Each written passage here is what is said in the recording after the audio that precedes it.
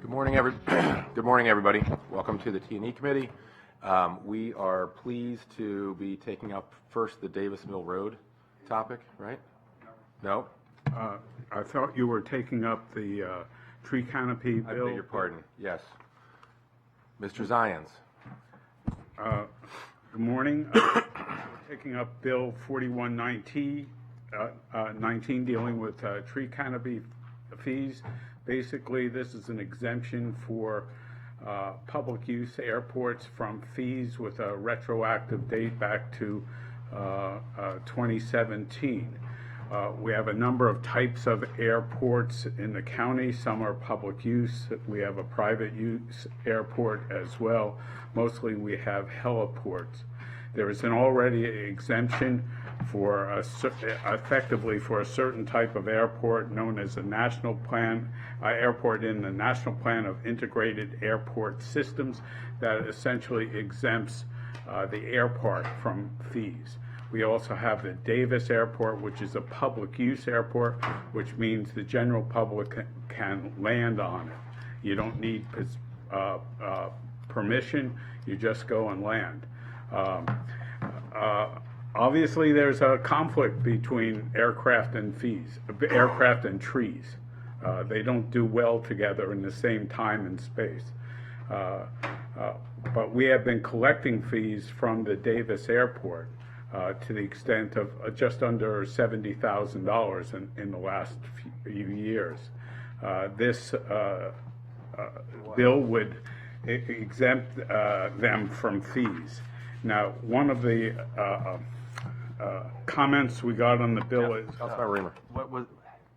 You said we've been collecting fees from the Davis Airport to the tune of $70,000 Yeah. for tree removal? Yes, for not for an area that is not exempt from tree conservation. So they've been trying to expand. They've been expanding the airport, and they've had to pay fees due to their need to remove trees to do that. And effectively, they haven't really been removing trees. It's an area for which they've got a land disturbance permit, a sediment control permit. They disturb more than 5,000 square feet of land. So the tree conservation law applies to them as well, whether or not they are removing trees.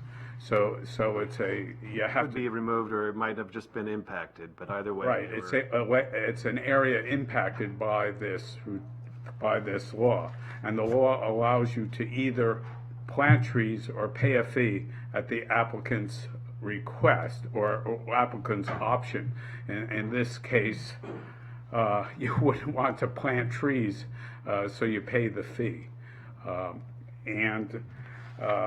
Certainly there's an impact to this on the number of trees we plant in the county, and it would reduce the number of trees that we can plant with this fee. The $70,000 fee would result in 144 trees not being planted.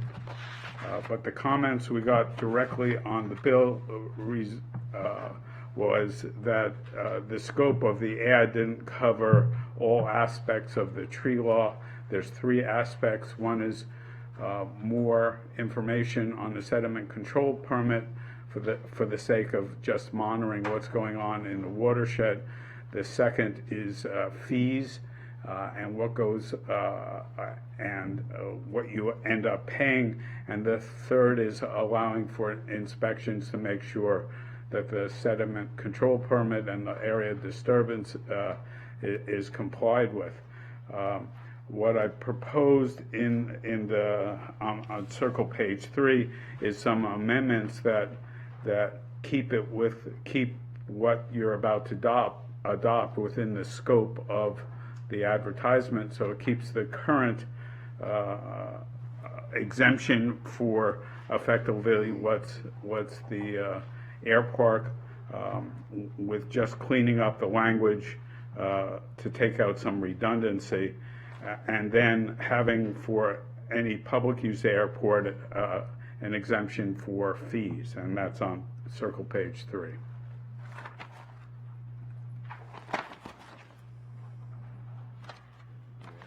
Go ahead. I'd be interested to hear from Keith Miller about the impact of paying the fees on the, operating expenses and so forth, and how the Revenue Authority has addressed this. Because fundamentally, if I understand it, what's that? The air park. Oh, air park exempt. Yeah, okay, so they're not this isn't a matter for the Revenue Authority necessarily. That's correct, but if I may, I could just. Sure, give you a little bit you more run an background airport on- too, so what the heck? So as Jeff mentioned, the air park is part of the NIPIA system, which is the national system of airports. So you have Reagan, Dulles, and you have smaller airports, and Gaithersburg is part of that system. And that's what the exemption was originally in there. When you look down into when you look into the state and the regional, that's where Davis comes in. And so what we have been doing is working with the state on this, and we believe that the renovations and that they're trying to do at Davis will actually be a benefit to the local situation on air traffic, because one of the biggest complaints and the biggest complaint we get at the air park is the touch and go and training operations that go on there.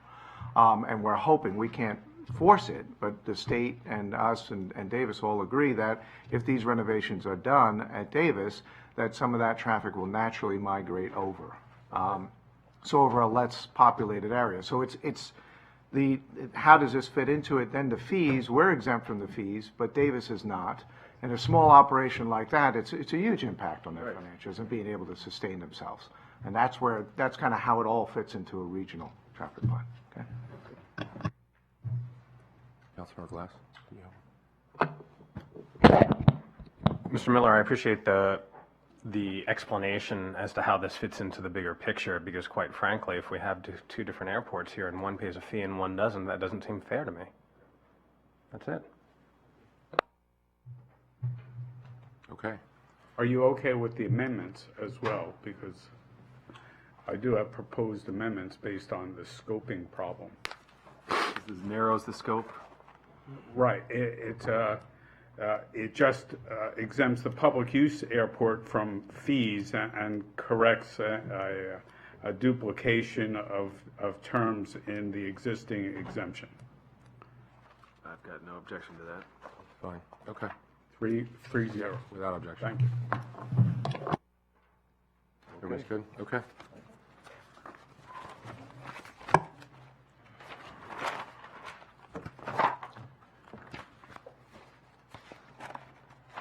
All right. Dr. Orlin? we're on Thank to you. The next item is Item a CIP amendment and supplemental appropriation submitted by the executive about a month ago for a emergency stabilization project in Davis Mill Road, which is south of Damascus and north of Germantown. The road is basically falling into the Wildcat Creek. But you have in front of you some photographs that DOT provided, and Tim Couples, who's here as chief of the Transportation Engineering Division of DOT, can talk you through them. But basically what's happened is the road, which is a rustic road, by the way, has been reduced to one lane. The traffic is being controlled by traffic signals at either end, letting one direction pass at a time rather than both. And you can see that what's happened there is that sort of the north part of the road is collapsing. So the proposal is to put in a retaining wall along the north side of the road, which is between the road and the stream, Wildcat Branch. It would not be in sight of the view shed. So one of the things the Rustic Roads Advisory Committee and the Rustic Roads Program is most concerned with is what is the look from the road. You shouldn't be able to see the retaining wall from the road. Plus, there would be riprap and stream stabilization work is done as part of this. This is critical that the work be done starting very soon, because the road is not very heavily used, but it is more heavily used by folks going to and from Butler's Orchard, and their heavy time of the year is in the late summer and fall. And if they can get to work starting in mid-February or late February, they should be able to finish the work by sometime in mid to late August and be in time for this. So other than that, let me see if Tim has anything you want to add. No, I think you did a good job. If you have any questions about the nature of the road or the nature of the problem, happy to answer them. Yeah, my only recommendation other than approving this is that DOT take the time to brief the Rustic Roads Advisory Committee about this, get their comments.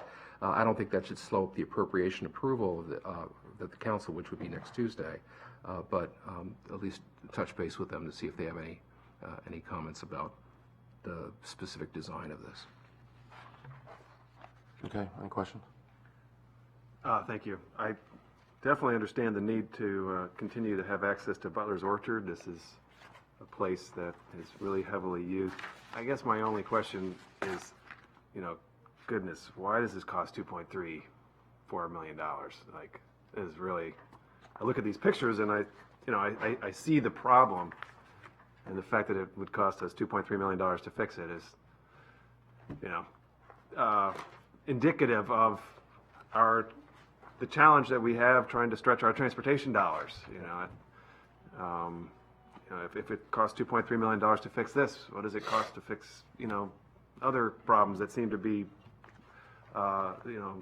bigger, frankly? This seems like it would be a modest problem. So tell us about this. Sure. So the existing road right there is about 18 feet wide, so there's not a lot of room to actually physically be with the equipment. So the contractor has to bring out some specialized equipment to be able to come in. In addition, we're trying to not impact the stream. We're just trying to stabilize the road. And so the plan is to come in and work from the roadside, reach down with this equipment, drive piles, and build a retaining wall that protects the slope. Essentially what we've got right now is a slope coming down, an 18-foot ride, and a slope coming down, and in some cases it's kind of going back underneath the road at this point. So we have to reach over, drive these piles.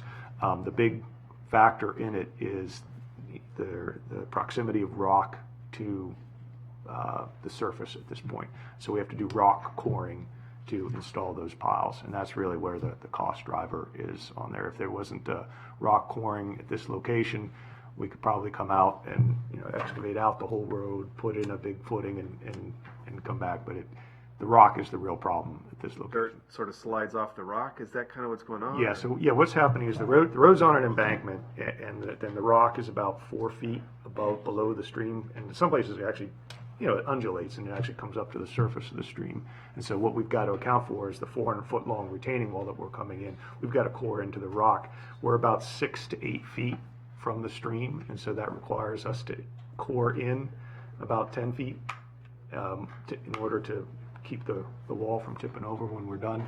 And so when that rock is surface, we're near the surface, we're coring in 10 feet into rock. When that rock is less than the surface, we're not coring as deep, but we have that's a time-consuming process. Was there a less expensive version of this that you concluded wasn't practical, or? Well, we looked at a cantilever retaining wall also. The problem is with where the stream is going, it migrates right up to the edge of the road. Then we would be having to do a whole stream diversion and pump around. So it really is kind of a wash as far as the cost, and then the environmental consequences of pumping around the stream is a factor as well. Tim, along those lines, you have $2 million for construction in the PDF, but can you tell us how much of that is the retaining wall versus the stream rehabilitation versus the restoration of the pavement?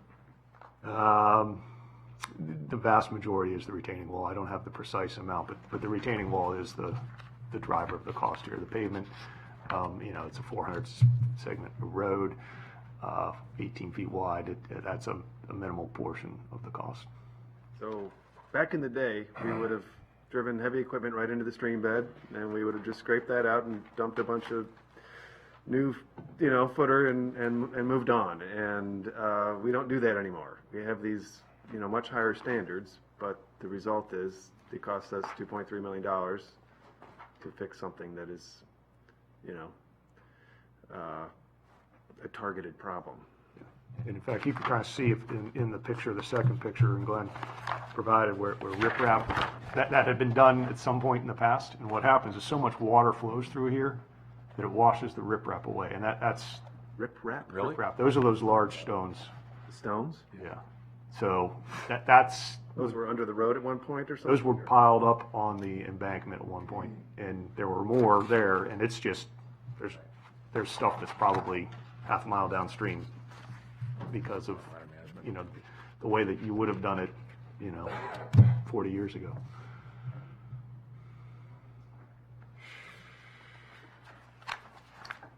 Okay. Okay. I don't know what to do. I guess we got to do it. Without objection? Was there, Glenn?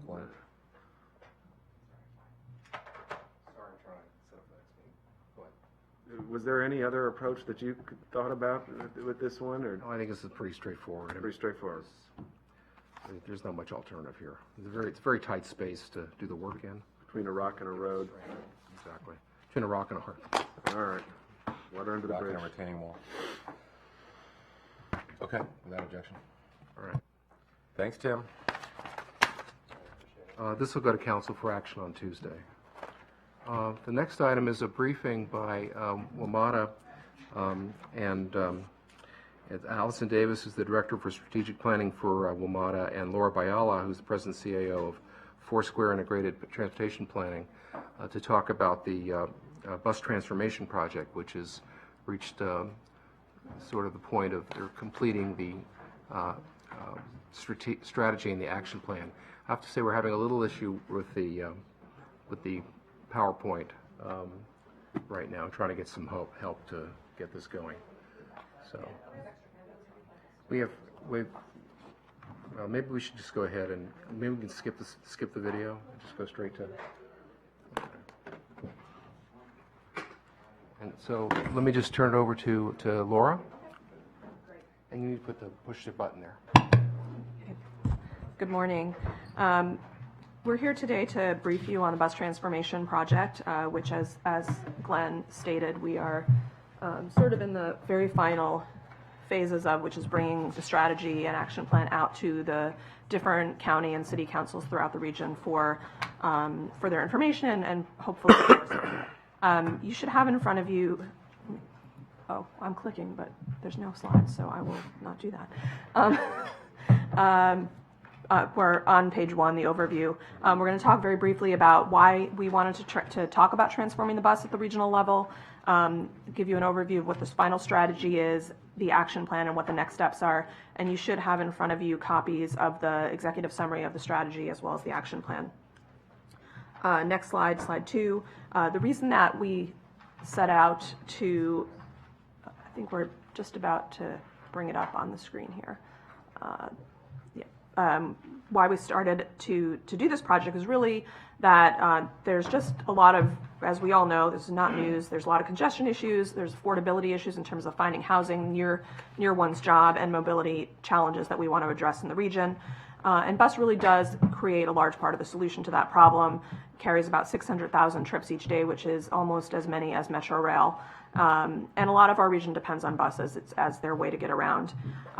The core challenges that bus faces in terms of making it appealing to folks is meeting customer needs, keeping up with changing technology, keeping up with changing locations of job centers and housing, and obviously maintaining a sustainable cost structure and how we're going to pay for it.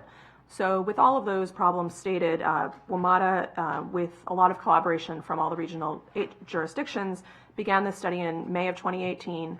We kicked it off with a regional summit in the fall of 2018, came out with a draft strategy in May of 2019, which was brought to the public and was shared with some of the members of the Montgomery County Board, and was also widely distributed through a bunch of meetings. And then finally, we issued the final strategy in September of 2019, followed by the action plan in December. I'll let Glenn do what he's doing. Okay. On the next slide, just very briefly, this was a very collaborative process working with all the jurisdictions, as I mentioned. We also had a lot of several committees that were involved deeply in the process all along. We were led by an executive steering committee, and one of our executive steering committee members, Bob Buchanan, is either here. And I'll actually, when I finish the slide, turn it over to Bob for a moment to say a few words. But the executive steering committee was made up of thought leaders and transportation leaders in the region to kind of guide the study. And then we also had technical and strategy advisory committees that met often throughout the project, and we had participation from several county staff, including Chris Conklin, Gary Ehrenrich, Dan Hibbert, Dan Archie, all participated throughout the process. So let me just let Bob say a few words, and then we'll get back to the presentation. I was here, and then Councilmember Navarro wanted me to comment on her economic, or the county's economic platform, so I was downstairs for a bit. Anyway, when it comes to economic development, many of us on the steering committee, executive steering committee, have felt that the bus transformation project is truly an economic imperative, especially as the region is addressing unmet housing needs. If we're going to get the density, we're going to need to have a transit system that really works. And the bus, unfortunately, the bus system is too fragmented and not as connected as it needs to be. A good example of how connectivity is working is in National Landing, when MARC, Amtrak, and VRV are all seeking and doing very innovative ideas of creating stations in Arlington to meet the mix of needs there. And I think, in talking with several of you, Montgomery County definitely needs to be a part of that connectivity. So I see this bus transformation project as a real urgent one. We can't just look at it as incremental and by bits. Yes, it's going to be a challenge for the budget. Yes, it has an image problem. But if we all really say we've got to have as viable a transit system as we can get for our region to make it competitive, I think, and we get on board with the idea that if we don't, our congestion will just continue to grow. And we all know we don't want that. So the private sector was very supportive of this, and I'm very happy that it's teed up a number of very innovative ideas, and I hope you really give it your consideration. Thank you. Thank you. Thanks, Bob. Okay, so it's going backwards, but not, there we go. Okay, so in the final strategy that was released in September, there are 4 overarching recommendations, and under these 4, there's actually 26 numbered A through Z sub-recommendations. And the main recommendations are centered around frequent and convenient bus service, which was clearly what the citizens of the region asked for when we went out and talked to them through surveys and through pop-up events and open houses. The second is bus priority on the roadways, giving buses priority so they're not stuck in the same traffic and that people taking them have an advantage over driving. The third is everything else related to customer experience, so fares and customer service and so forth. And the fourth is a task force to implement the strategy, which is all about collaboration and oversight to make sure that these recommendations can actually be implemented over the 10-year time frame that the action plan outlines. Yes. I don't see the vision and the goals. Where are the vision and the goals? Here's the strategies. Do the vision and the goals? What were the vision and the goals? Yes, we do have vision and goals. We kept the presentation relatively short. The vision, and I might be a few words off of the project, is really to make bus the mode of choice on the region's roadways by 2030, which is the idea that obviously keeping rail out of the way. On the roads, we want bus to be the mode of choice. The goals, I'm trying to recall. Do you remember the goals, Allison? The reason I'm asking is it's unclear. Like, do you have a ridership increase goal? What is this trying to work towards? Yeah. I can tell that. We don't have a specific target for ridership increase, but I believe one of the goals was about increasing ridership, increasing customer satisfaction. Equity, connectivity, like healthy communities. Those were the type of goals. And then, while ridership, that is kind of an outcome, right? The meeting what customers are saying they need in order to actually ride the bus is what kind of shows to impact and increase ridership. So just saying that we want to get X number of riders is kind of, I think, kind of the outcome of that. It's really what are the goals to actually get to the ridership outcome is how we had put that together. Okay. So for those of you who are not familiar with the original strategy that was brought out to the public in May, I'll try to provide enough context to talk about what's different in the final strategy. And I'm going to focus on things that we changed specifically as a result of feedback from Montgomery County. Sorry, can you elaborate on how it was brought out to the public in May? Sure. And whose feedback it was from Montgomery County? Sure. So it was brought out to the public in May through 3 open houses, one in Virginia, one in Maryland, one in D.C. Where in Maryland? I believe it was in Silver Spring. Yep. How was it advertised? It was advertised, obviously, online. It was advertised in, I believe we sent an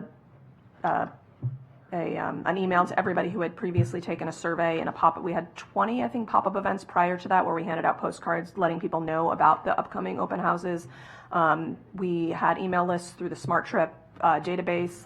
Was that about how we advertised? We also reached out to all the public information officers at each one of the counties, and so you guys were super receptive.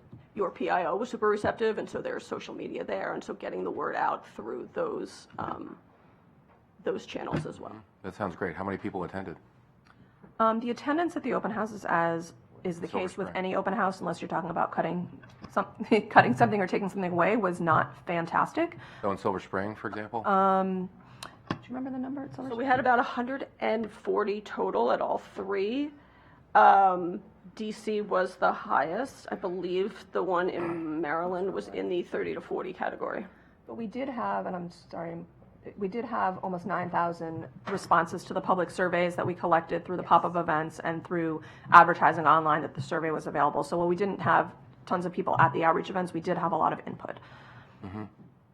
Is it, as an approach, is it fair to say the outreach was aimed at current bus riders and not necessarily drivers who we might want to consider buses in the future? It was aimed at both. Where we did pop-up events, some of them were at, and I don't recall all the exact locations, but some of them were at bus transfer centers, which obviously would attract bus riders. But we also did them at some grocery stores and other places where you might get anybody. Great, thank you. And Gary's reminding me we did some farmers markets. Thanks, Gary. Thanks for whispering in my ear. Okay. Oh, so what's different in the final? Oh, and then you asked who provided the feedback. We received, most of these changes that are listed here in the bullets were changes from the May strategy. There's one in here, and I'll point it out. That's actually something that we modified in the action plan since the final strategy was made. We received a letter from, signed by, I believe, by Chris Conklin when he was with his other position, and there may have been another signatory as well following up to the draft strategy, and we incorporated those comments as we finalized it in September.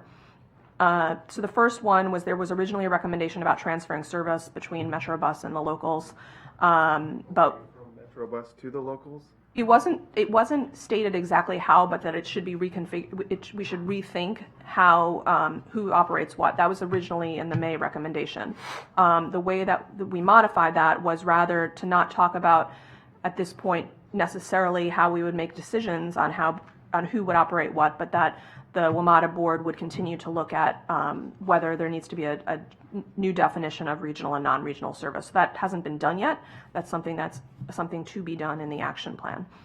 The next point was not a comment in response to the May draft, but rather a comment in response to the September draft. The task force was not something that was very appealing to a lot of the jurisdictions, largely because there's already a lot of regional bodies, there's already a lot of oversight, but the intent behind the task force was really more about making somebody or some body in charge of accountability, some way of making sure that the recommendations get implemented, because they're really the recommendations are really very much in proactive but also reactive to what the customers want. So we wanted to make sure these just didn't sit on a shelf.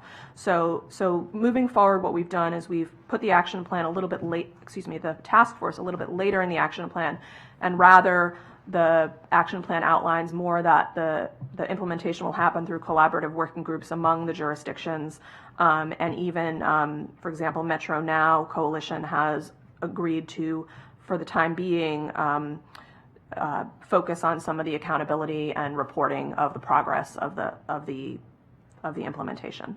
So that was something that we dialed back as a result of, and these are not necessarily only Montgomery County's comments. We received similar comments from other jurisdictions, but these are ones that Montgomery County weighed in on. There was also a recommendation earlier on to consolidate some back office functions like procurement and marketing, and that was deemed as not necessary, and so we got rid of that. Consolidate between jurisdictions? Yeah. Between systems.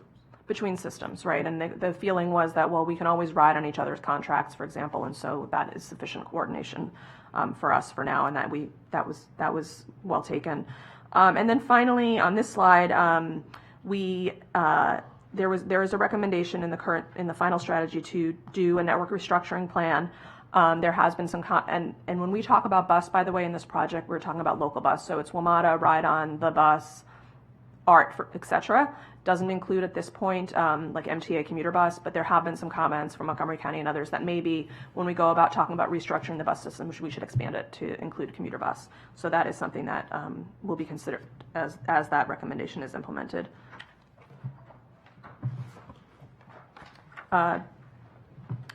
We also, Question. Real quick, just at that point, as a member of the Transportation Planning Board, when we took this up last fall, there was near unanimous agreement among the surrounding jurisdictions that we need to maintain the regional bus services, and that there was a concern that any changes that WMATA would have would impact those regional services, any withdrawal from WMATA, from the major bus lines that WMATA operates in the surrounding jurisdictions, and that those funds, if there were any cost-saving plan or some withdrawal, would not be returned to the counties so that they can maintain the same level of bus service. And that was a letter that we sent from TPB, and just reiterating the point that you made and expanding upon it. So. Has there been any response? Not to TPP. But I guess maybe we're having this now, so. This is kind of we're going out. So we were at TPB in December, and so this is kind of the road show as it is of going out, and then we're able to kind of take everyone's comments in and be able to respond. A couple of changes we made since the May draft into the September draft, into the September final. We did hear a lot from the public on what additional things they wanted to see when we brought it out to them in May. Some of the key things that we added as a result of their input was a regional rider feedback platform, not the kind of thing like I want to be able to call one place because my bus was late, but more a way that the public can continue to weigh in throughout the implementation of the strategy, so that it's not just they gave their input at the beginning of the strategy and then we're going to go about doing it, but that we're going to go about doing it with giving them a way to provide input as it's going along. So that was a recommendation that was added. Also, we added a recommendation about onboard safety for both drivers and passengers, recommendation on bus cleanliness and comfort, and also on customer service. And then for those who were paying very close attention, when we came out in May, we had 6 overarching recommendations. We consolidated them into 4 and really focused on incorporating the elements that the county was particularly supportive of, which are the excellent customer experience, frequent and convenient service, and prioritizing bus on the region's roadways. I will very briefly highlight some of the recommendations under each of the 4 key areas, but I won't go through all of them. But if you have any questions, you're certainly welcome to ask. Area 1, which is frequent and convenient bus service, some of the key recommendations are establishing regional standards across bus systems targeted by location and time of day, so that there's an expectation on behalf of the customers that if I live in an area with a certain amount of density, I can expect a certain level of bus service. So we're working, one of the initial action steps will be working with the region to try to develop some guidelines or standards that can be applied throughout the region moving forward. I already mentioned the collaboratively structure of the bus system, and then the last one that I'll highlight is leveraging existing efforts, and Montgomery County is a leader in this area, that are to operate flexible on-demand services, because I think everybody's acknowledged that fixed route bus doesn't work everywhere in our region. It doesn't work at all times. There are places where it might work during the day, but at night there's still a need, but not enough need to send a 30 or 40 foot bus around. So leveraging existing efforts to expand on that and provide the right service in the right places at the right time. Yes. I mean, this is why I asked the question about like ridership, and I understand your point that higher ridership is an outcome. I think you're aware that some of the jurisdictions are nervous about this initiative because we think that, you know, some say, and I've not made a decision about this, I'm not asserting this, but some say that this is an effort by WMATA to back out of providing service in our jurisdiction, and it's just really trying to save money. That's all that's really going on here. I don't believe that characterization. I think that's, you know, but at the same time, I don't see in here like something that convinces me that the goal here is more service, you know, and more ridership overall. Like, where is that? I see better service, but better service could be achieved by making the counties provide it. Like, where is this, you know, talk to me about this fundamental issue, because it's just kind of like this elephant in the room. Right. And complementary to that, you might disabuse people of that impression, if that is your goal, by including a recommitment to, as WMATA sees it, to their obligation to providing high level of bus service to riders in the region. Going for it. I'm willing to comment too. Do you want to go? Yeah, I'll go. Personally, I'm discouraged that the Blue Ribbon Task Force was not one of the final recommendations, but for political purposes, it was deferred.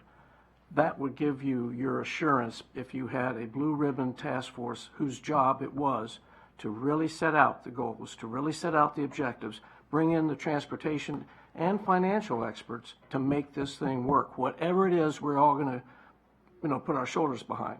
But that got deferred out of respect for the jurisdictions. But from the private sector, Can you explain the concern, Bob?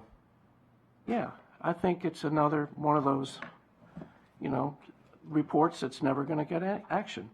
Had there been a group that was given a short time frame to really come up with concrete, attainable goals and objectives, and there was a public-private level of expertise in that group, then I think you wouldn't be asking these questions. There wouldn't be an elephant in the room. It would be very transparent, and it would probably, you get some pushback because it might be too daunting. It might be too big a challenge, but at least it would be fleshed out.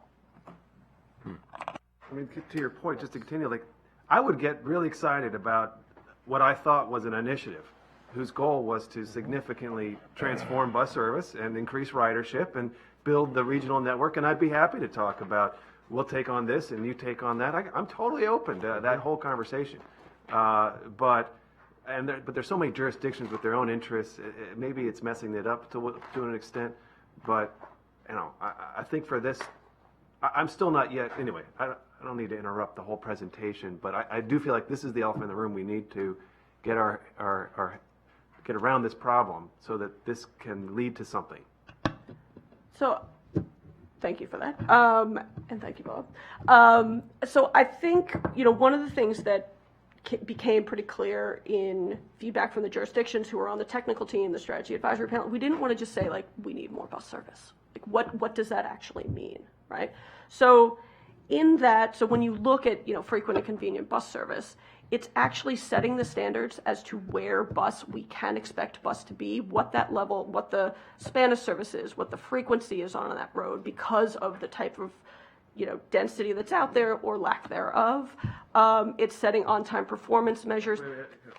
So that was helpful, So, oh, okay. what you just said. Oh, okay. Standard. So you're saying on major arterials there shall be service every, so, you know, headway standards and that kind of. And so that's what that standard, because that's what is kind of underpins the whole conversation about, I probably shouldn't step into this, but into the budget process, right?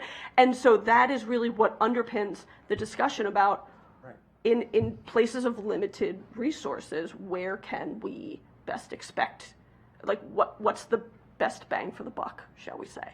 And so that's what, you know, that's why we and while it's not the sexiest thing out there, right? Standards of redesign, like that's not. I don't know. I mean, headway, you know, frequent service on major arterials is that's the core of it all. Yes.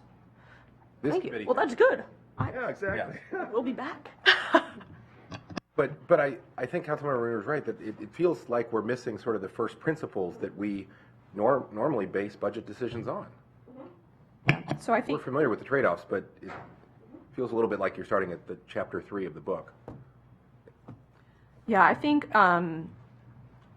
just to piggyback on Allison, and I can understand your perspective, and I think I think the cool rubber meets the road stuff is going to happen once the region starts working on all of these, but especially A and C. So if we decide, all arterials that have this level of density should have this level of headway, then we go ahead and apply that throughout the region, and we develop this plan, and we say, this is what the region really needs. Now, it might be 30% more bus than there currently is, and then the region has to make a decision, how are we going to pay for that? But these are kind of the overall high-level guidance, and then we have to go into the details, and that's going to be, I think, where it gets a little bit more exciting, which is, this is what we need, this is what it would look like, and now how do we do it?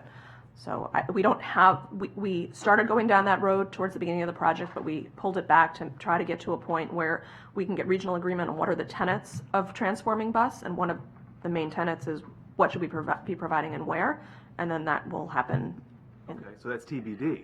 TBD. So those really important things, they're not neglected. They're the next phase of the process. Right. Okay. Right, and I understand it better. Thank you. Sorry it wasn't clear the first time. Moving on to the second area, which is priority for bus. And Montgomery County has definitely been a leader in bus priority with the US 29 and 355 and Beers Mill Road planning going on, and obviously soon implementation, as well as the whole countywide system.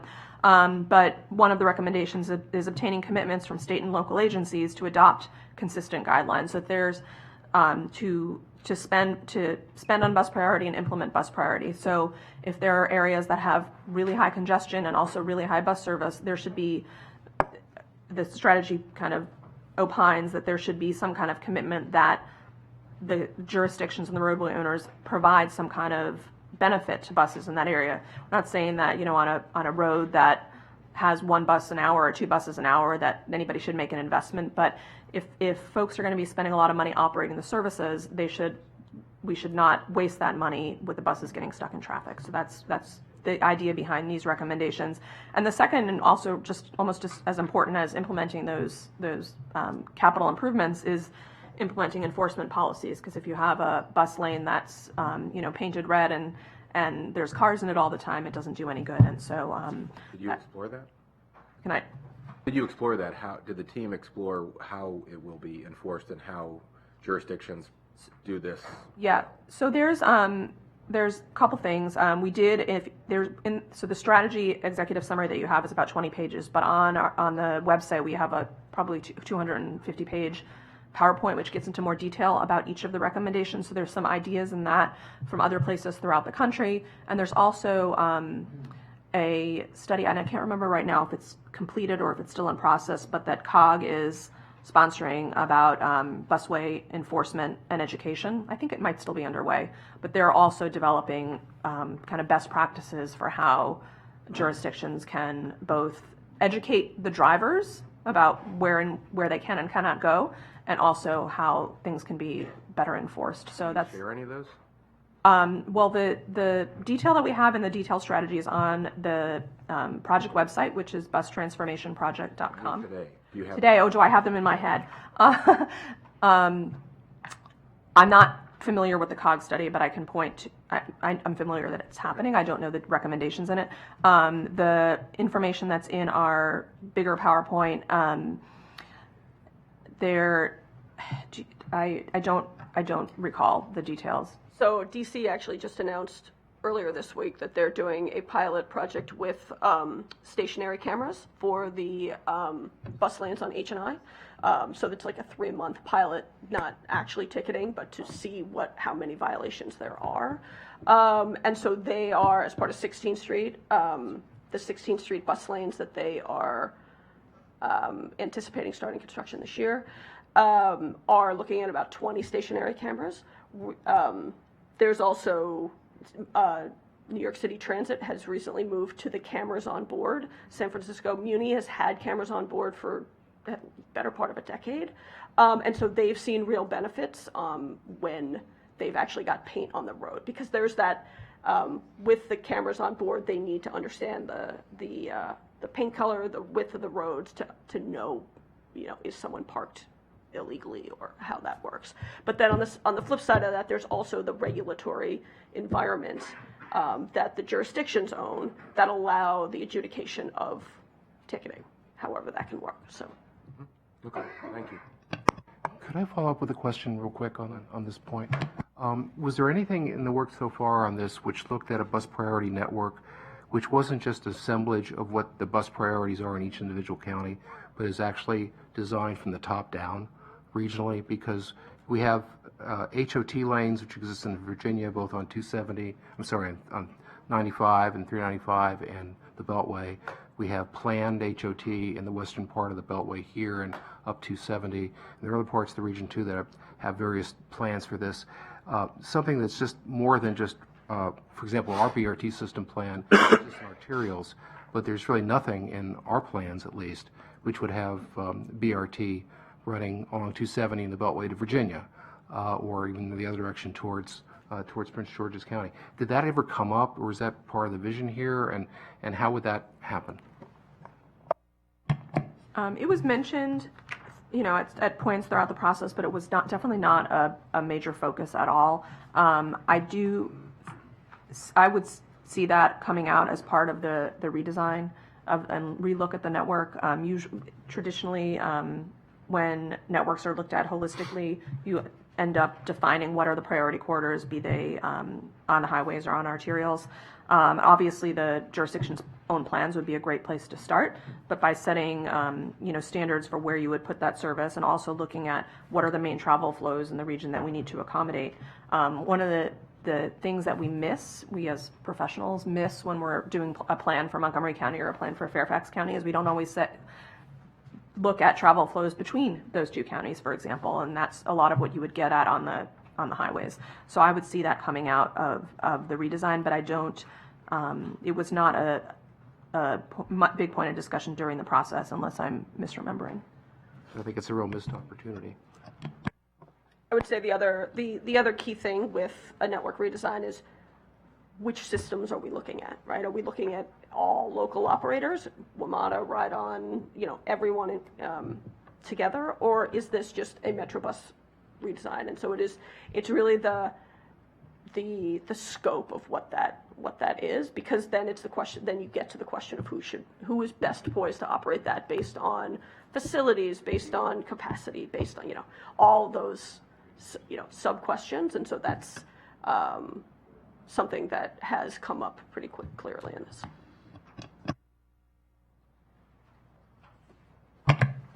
Okay. Well, then I'm going to move on to the next slide. The next two slides encompass quite a few recommendations under the umbrella of excellent customer experience. And this is, as I mentioned before, sort of everything other than fast, frequent, and reliable service. Point out a few, ensuring that accurate real-time service information is... Oh, sorry, do you want to go back? I just want to comment on this slide. Are you going to move on? Oh, sorry, to I meant to move on, but I go forgot back to to click. two? Yep. I just think this is so important. And we've been talking about BRT and multi-billion-dollar county-wide, fantasy systems for like 10 years, and we've done very little to actually give buses priority on our roads. Right. And it's so clear what will actually generate more ridership. It's reliability and I guess frequency, and you do that by giving. And speed. Yeah, well, that's frequency, I guess, and reliability. It's both, but yeah. And okay, speed. And that's it's like we've been in this fantasy map conversation. Like, let's draw pretty pictures on the wall, and let's never mind the fact that it could cost billions of dollars to build it, and let's not spend the $5 or $10 or $15 million to create efficiency at certain key intersections, at certain stretches, and we got to get real. We got to get real, and that's why I like this project. This project says it's a bus.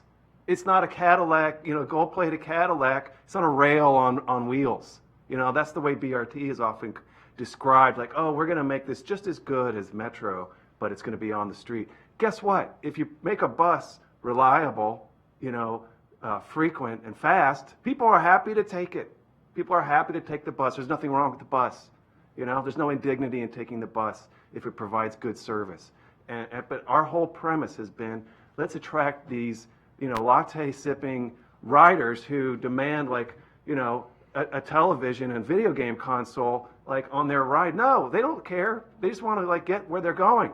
And that's what this project is about. So we've got to get behind this vision of transforming bus service and get to reality. And that's what this county is struggling with. We're continuing to spend millions of dollars in this capital budget studying the fantasy systems instead of building the real systems. And it's very frustrating. I've been here for 10 years. My first year on the council, I wanted to talk about, how we can improve the operations of our Montgomery County bus system. And I was told, no, all the political momentum now is behind BRT. We're going to build a BRT network countywide. There's going to be a task force, and we're going to recommend all this great stuff. And you know what? You know what has come out of that? Zip. The only way we've made any progress is when we get real and let's talk about improving efficiency on Route 29. And we started to build the flash system.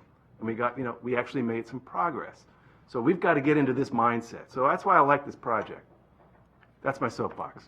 Well, thank you. And my only response will be, and I think this is an interesting point, is when we brought these recommendations out to the public in May when we had the 6th, the very number one recommendation was what's now number 3, creating an excellent customer experience. And what we heard from the public is, that's nice, but really what we want are what's now number 1 and 2. We want convenient, frequent, and priority. And that's why we switched the order, because that's what the public wants as well. So just really briefly on Area 3, customer experience, real-time information. All the different jurisdictions have their own apps for getting information, and for somebody who's not particularly savvy with technology, it can be very confusing. So trying to get accurate information, which is also still a challenge for a lot of the systems, but also in one place that somebody can plan a trip and track where they're going and make it a nicer trip by knowing when the bus is coming. Another one, and this is in the WMATA proposed budget, is providing free transfers between bus and rail. We heard a lot of complaints about that, and particularly in the lower income communities, we find that a lot of them are taking longer trips on bus when it would be faster to use rail, but because of the lack of free transfer, it ends up costing them too much money. And so that's one of the recommendations for making bus fares easier. And then just to highlight one on the next slide is about bus stops, making bus stops safe, shelters safe, and making them comfortable and accessible. And obviously, not every single bus stop throughout the region is going to have a shelter and a bench or any amenities at all, because only a few people use it a day. But it's defining what level of ridership each bus stop should necessitate, what amenities it has, and at least having something at the bus stop that provides you with some way of getting information about when the bus is coming, whether it's a stop ID or something like that. And then, of course, continuing to advance innovation and new vehicle technologies is another big one. And Montgomery County is one of the jurisdictions in the region, as you well know, that's pursuing at least a pilot of some electric buses. So that's another area that we, in terms of the goal of environmental sustainability within this project, that recommendation hits on.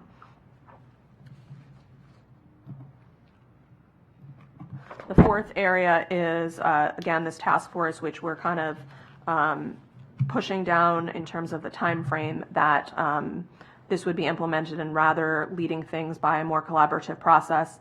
I mentioned some of the recommendations in here already about having transparency in terms of what the progress is on implementing the recommendations here, and then eventually also having a bus performance scorecard so that people in the region can see how is bus doing better as a result of implementing some of these recommendations. Moving on, now that we've come up with a strategy, I'll just talk very briefly about the action plan. So before we put the action plan together, one thing we did was we went out to each jurisdiction, including, of course, Montgomery County, and said, well, what are you already doing? Because we don't want to put something in the action plan that's already underway, and we want to leverage the great work that's already out there. So these are just some examples of what we knew were going on and how we and what we could build upon in the action plan. And I won't read them all. We highlighted the flexible service pilot, the Ride on Flex that's going on here, as well as a bunch of other things that are going on in the region, dedicated bus lanes in DC that Allison talked about, and some. There's a point for Prince George's, but it's actually happening in Montgomery as well, joint storage and maintenance facilities that are being studied that would be shared between WMATA and the local bus system. So lots of things that are already going on, and we use that to develop this plan of action, which is very small and hard to read. But I'll just point out that the idea behind it is that each of the 26 recommendations, and we have in the detailed action plan for each of these recommendations, we have specific details that include, who is the owner of this recommendation, who's the leader, what agencies need to support it. So we're talking about WMATA, the local bus providers, the DOTs, stakeholder groups, who's the lead recommendation owner and who's supporting it, what are the milestones and when should they be reached, and detailed steps for getting there. Overall, the takeaway is this is a huge undertaking. Requires a lot of collaboration across all the jurisdictions and across different agencies. The buses operate on roads, and in many cases, those roads are not operated by the same agency that operates the buses. So there needs to be a lot of collaboration across different types of agencies as well, and of course, across the different jurisdictions. There's certainly some of these recommendations that if only 3 of the 9 bus systems in the region move on them, it'll be great for the people in those 3 jurisdictions, but there's others that really do require everybody in the region to participate to really maximize its impact. So the action plan kind of outlines a kind of a recipe book for everybody to follow to get to where we want to be in the next 10 years. Just in summary, the action plan, what we hope when it's implemented is that the customers would have a more seamless experience using the region's transit system, that they understand how everything works together and that they're not so stymied by all these different services that are out there, and that they have a voice in continuing to evolve the bus transformation strategy as we proceed over the next 10 years. And hopefully, by implementing these things, the region's transit system would see all these things on the right-hand side of the page that Allison talked about earlier, increasing ridership being an outcome, and then hopefully with things like bus priority, we'll have increased operating cost efficiency, which gives us extra service to be able to provide somewhere else. So that's what we hope to come out of this. Just in terms of next steps, we are, as Allison mentioned, doing this roadshow. We're nearing the end of our list of stops.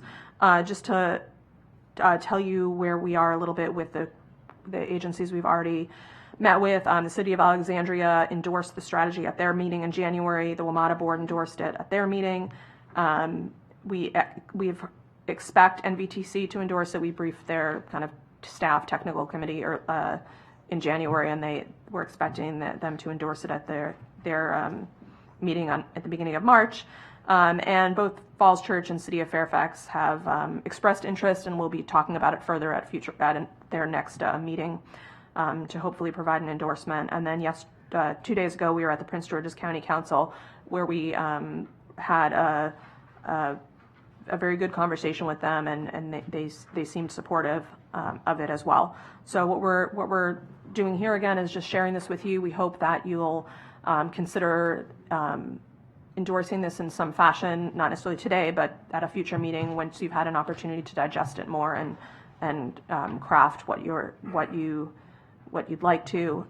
We obviously, the recommendations in here are not free, as I think Bob talked about in the beginning. We recognize there are lots of financial realities, but we felt that it was important, and with all that's going on in the region and the needs for mobility and accessibility, that there be a vision, not just a grandiose vision, but a vision with specific action steps needed to get us to the point that we have a very high quality bus system in the region. I just have one last slide, which is just to highlight some places where the county can participate, and this is just a very high-level summary of what's in the action plan. There's different actions where we're looking at not just Montgomery County, but also all the local counties to lead on, and we also are looking for, WMATA and the counties and transit agencies to work together in the restructuring of the bus network, as we talked about, the service standards, and then also collecting and sharing operations and performance data so that there's an easy way not only for the public to see what's going on, but also for the planners to be able to look at what each system is doing and how it's performing and try to make the best decisions for the next phase. And really the keys to success in all this are collaboration, community support, and also the business community supporting it, which, as Bob said, is very supportive of it. So with that, I think that's the end of my presentation, but any more questions or comments? Thank you. Other questions? Yes. Thank you very much for that. Lot to digest. I'm excited to dive deeper into all this. That you've provided 2 additional pieces of resources for us, including what's also online.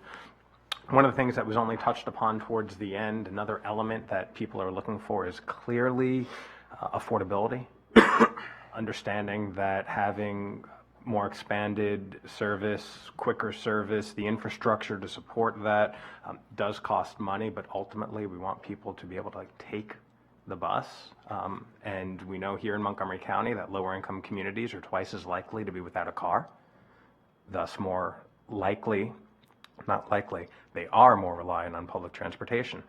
And this council in this current budget, FY20, made bus service free for all kids under the age of 18 any time of day. In the first 6 months of that program, youth ridership on our ride-on system has increased 57%, and it increased 51% for Metrobus.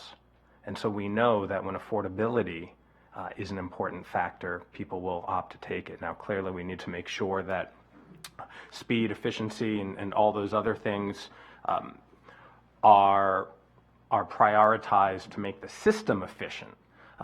But picking up on a few points that my colleagues have said throughout the presentation, there is unease with this, because as we're having this conversation, WMATA is having its budget conversation. And as I said earlier, TPB is aware of what might happen. There's unease as to what a withdrawal in budget might do, a withdrawal or a reduction in services, what that might mean for the particular jurisdictions and counties where we have to pick up the slack, where we might not be reimbursed for any loss in service. Unanswered questions, thus the nervousness, the unease. Hopefully that will be worked out to the betterment of Montgomery County and the surrounding jurisdictions in the next few weeks as the WMATA Board of Directors and Mr. Ritterfield work through their budget. But that concern is legitimate as far as I see it. Mr. Buchanan, thank you for everything that you're doing, right, for the region and for the county. Quite possibly a Blue Ribbon Commission might have been an opportunity lost that might have provided some of the charge that we're looking for, some of that bold vision. But I'm going to agree with my colleague, Councilmember Reamer, that we've been talking about this for a long time. And I expect we're going to have a conversation about it, a robust conversation, when we talk about the CIP. And whether we actually start implementing things or continue planning things. And that is, I think, central to this conversation. That if we want to create systems where we increase ridership, increased efficiency, increase satisfaction, decrease congestion, everything else that you've listed, we got to start doing that. And whatever additional resources, thoughts you can provide through this project to help us explain to our constituents why we need to move forward. Because if any of you have been following me on social media, there are people who are already concerned, particularly about the Z bus line on Colesville Road. And it's because of the lack of information, because no decisions have yet been made, that people are concerned about loss of local and Metrobus riders, bus service. And case in point, just yesterday when we left the CIP hearing at 9 o'clock, and I was driving down Colesville Road, there were, speaking of headways, there were 3 buses, different buses, in front of me going down Colesville Road at 9:15, 9:20 in the evening. So we have to do something better so we don't have that bunching up, and the headways are different. But the unease, just to reiterate, the unease is real.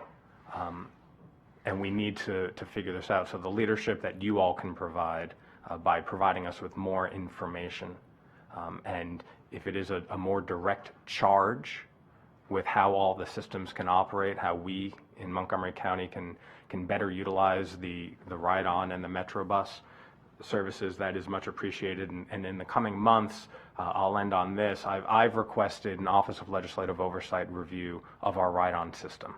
And so that'll be coming out at some point later this year, so we get a better understanding of who is riding our buses, where they're going to, where they need to go to, all these unanswered questions, so that as we continue evolving our systems, and I say that plural, we'll have a better understanding of who it is we need to serve in the areas where that work is needed. So thank you for this presentation, and I look forward to the continuing conversation.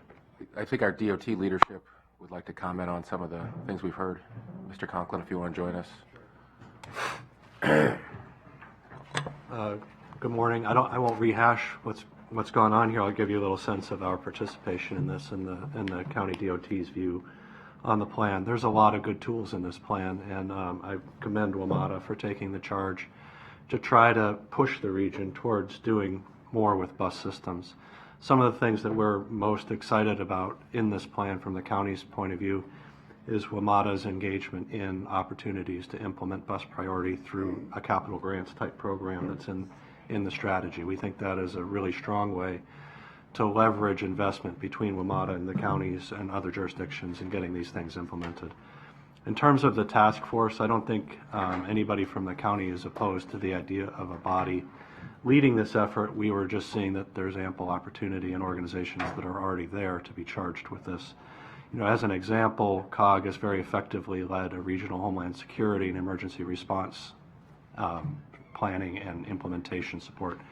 We think that they could provide a similar service here rather than a new body.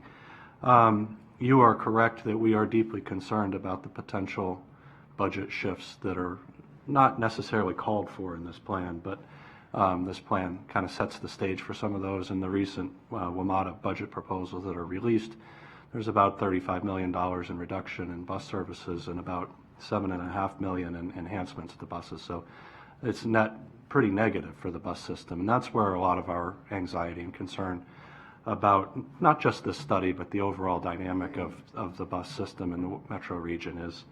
But there is a lot in here for us to build on, but that's a basic set of the concerns. The team has been very accommodating of our comments. Our comments were not radically different than many of the other jurisdictions that participated in this, and you're correct that there is some turf issues here that we try to get past when making those comments, but those things do rear their heads, and we try to tamp down that instinct to protect one's own area in the idea that a better result could happen for everybody if we work together.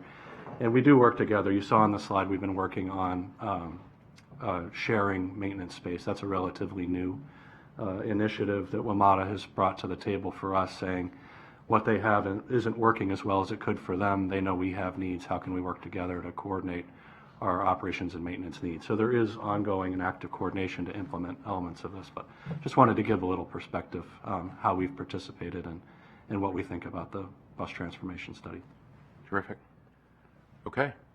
Question. Yep.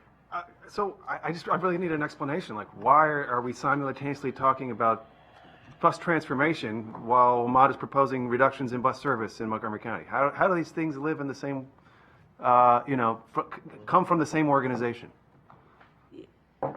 The timing is unfortunate. So as I was saying to Dan and Laura on our way up, the budget cycle, WMATA is always in a budget cycle. And so I joked, but it was kind of, we could talk about this in May. That they're not. No, that said, there are some things that were recommended in the bus transformation project, such as increasing the transfer discount from 50 cents, was what it is now, to $2, to allow that to essentially make bus and rail into one system that people are using. There is. Oh my God, there's one that's in here. And then we are moving on a low-income fare product. I wanted to ask about that. So, I mean, I think the answer is there isn't really a rational answer. Like the organization is on the one hand trying to save money, and on the other hand trying to initiate something over the long term that is kind of a different conversation. Yes. That's what I'm hearing. Thank you. Yes. And I'm comfortable with that answer. It helps me helps inform my response to, frankly, the proposals for service reductions. So Yeah, I mean, the thank way you. I think about the, I'm sorry. No, that's fine. No, you don't have to respond any further on that. I did want to ask about the low-income service product. I would like us to explore something like that. My colleagues would, I'm sure, be interested. We have been tackling this issue of free service for youth, for example. We're exploring free service for seniors. There is a cost-benefit, public good, issue that I think we need to dive into a little bit. And we don't have to talk about it today, but I would like to. I understand that WMATA is looking at, how it can make service more equitable, affordable for low-income riders. I think we ought to be looking at something as well. It'd be good to have either a unified approach or something we could initiate here at the county. We are, Follow-up item. we have joined with the district to pilot low-income fare product in the district and testing out a couple of different ways to implement that and like different price points and that sort of thing, along with the control group. And so one of those things is, all right, what would be scalable then to bring it to Montgomery County, to bring it to Arlington, to bring it to the other jurisdictions, because it's a lot easier to kind of bite off one of the 9 to move that forward. So that is something that is underway. Okay. Ms. Davis, Councilmember Reamer pointed out the widespread public concern about the proposed budget cut, but bus service cuts. You have a budget hearing in Maryland. Where is that? So that budget hearing will be updated online. I have it down on the 25th of February, which is a Tuesday, in New Carrollton. Right. Might I suggest you address some of this public concern by having a hearing in Montgomery County as well? I can bring that back. Great. Bob? Metro Now was cited before as a unique time when the business community really worked with the public sector, willing to take on whatever it took to really have a dedicated and sustainable funding for WMATA. I think the business community is looking to do the same thing for that beginning of truly transforming a bus system that doesn't work now. Yes, it's frustrating when you're going through a budget system that has to deal with reality for the short term. But in the long term, the business community is going to get behind whoever for the political will to start really looking at our transportation system in the region. And it has to be better than it is today. I think we all can agree on that. Okay, great. Thank you all very much. And now for the show you've all been waiting for. All right. Disposed of the previous item.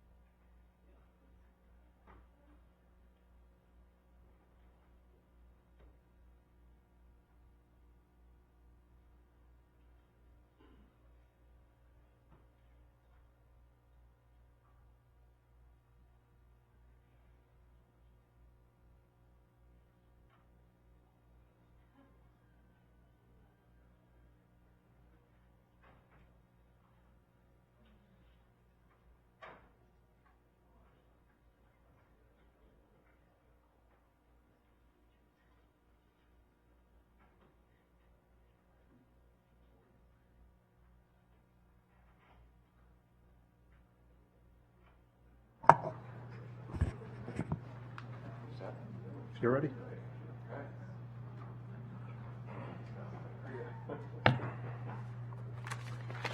All right, Ms. Trumka. Mr. Trumka. So I'll turn it over to Tori in a second. Today, the purpose of today's T&E session is the council had asked us to do a policy review of current trash and recycling collection policies in Montgomery County. As you'll hear, it's a complex, complicated issue that affects a lot of people. Just for today, the sense is that this is an opportunity to brief the committee and for the committee to find out what further information is needed. The sense is that there will not be any recommendations coming from today's meeting, just a chance to understand the issue a bit better and to begin the conversation. With that, I'll turn it over to Tori to start our presentation. Good morning. My name is Victoria Hall. I'm joined by Aaron, and we're analysts from the Office of Legislative Oversight. Today we're presenting OLO Report 2019-17, Trash and Recycling Collection, an evaluation of current policies. Our presentation this morning will follow the outline here, and it will take about 20 minutes in total. This topic has some technical terms and regulations important for the discussion, so as background, we'll take about 5 minutes to review those with you. We'll then present our findings and recommendations organized around the two specific questions that you asked.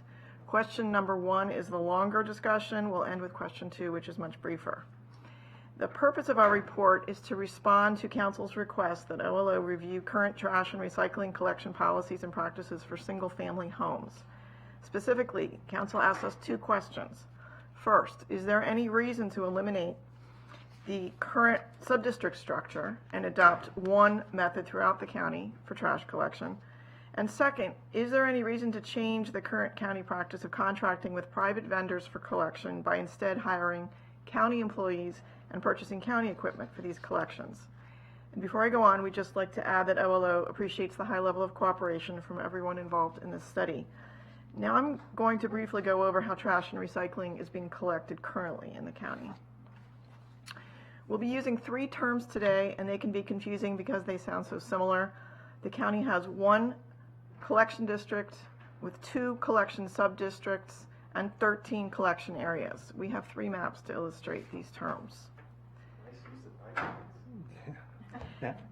The first term is collection district. In 1992, the council designated the county as a whole, excluding the municipalities, as 1 solid waste collection district for the purpose of regulating how we collect trash and recyclables from single-family homes.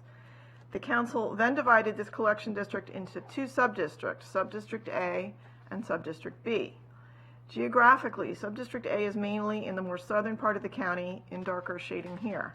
In Sub-District A, the county contracts with private haulers to collect all trash and all recyclables once a week from single-family homes.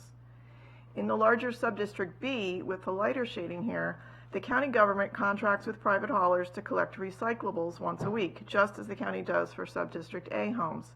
But for trash collection in Sub-District B, homeowners or their homeowners association must contract directly with a licensed private hauler. This slide summarizes the difference between Sub-District A and Sub-District B. This hybrid system is unusual. It's common for a jurisdiction to use the collection method in Sub-District A, where it hires contractors. And it's also common to have a system where trash is collected through private contracts between homeowners and haulers. But the hybrid system of having different collection methods for different areas in the same jurisdiction is not common. Our system has been in place for decades and dates to when the sub-district areas were more different from each other. Today, many parts of Sub-Districts A and B have similar suburban and urban land use characteristics. The county's current laws and regulations allow for 2 ways to change the boundaries of the collection sub-districts. Under the first method, the county can unilaterally initiate the change and revise the boundaries to either improve collection service or reduce collection costs. The county has never done this. Under the second method, homeowners can petition to transfer from their sub-district into the other sub-district if the proposed transfer area is of a minimum size. The process is that at least 25% of homeowners must sign the petition. If DEP determines the petition is valid, then DEP mails a ballot to all homeowners in the proposed transfer area. If over 50% of homeowners vote in favor, the executive may approve the proposed boundary change. Transfers using this method have occurred several times. The most recent transfer was in 2009. In every case, transfers were from Subdistrict B into Subdistrict A. These transfers are why the map of Subdistrict B has several Subdistrict A enclaves. The final term of art is collection area. DEP draws the boundaries of the 13 collection areas shown in this map, and it does this administratively to set up its contracts for trash and recycling collection. The number of single-family homes in the collection areas vary. Area 6 has the most, with about 22,000 homes. Area 10 has the fewest, with about 6,000 homes. If DEP changes the collection area boundaries, this is not related to the transfer process I just described between the collection subdistricts. To wrap up the background portion of our presentation, this slide summarizes the fees to single-family homeowners for solid waste in fiscal year 2020. For recycling, the county charges homeowners in subdistricts A and B a flat fee to collect and process all recyclables.